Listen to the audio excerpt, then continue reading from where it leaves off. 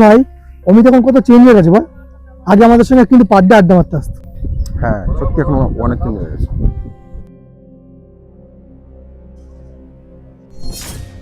ভাই মাল দুটো যাচ্ছে দেখ ভাই। বাদ দে না আর দেখ না, একবার দেখ।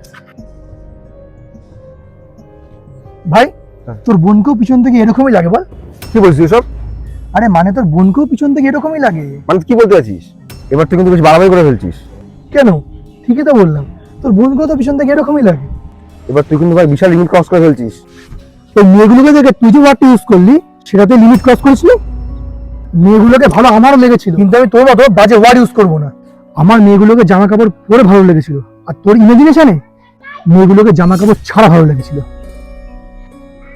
ভাই ওদেরকে ভালো আমারও লেগেছিল, আমি ওদের সুন্দর বলবো, ভালো বলবো, কিন্তু তোর মতো না মাল বলবো না। ভাই মেন্টালিটি ঠিক কর, তোরা আমার মধ্যে না এটাই পার্থক্য। এই যদি ওমেন্স ডেতে তো স্ট্যাটাস দিস না, আগে নিজের মেন্টালিটি ঠিক কর, দেখবি এসব এখন দরকারই পড়বে না। আর হ্যাঁ, তখন তোর বোনকে নিয়ে বললাম বলে তোর খুব গায়ে লেগেছিল না ভাই? তুই তুই ওই মেয়েগুলোকে নিয়ে বলছিস না, ওটাও কারণ না কারোর বোন ছিল। মেয়েরা মাল নয়, মেয়েরা মা।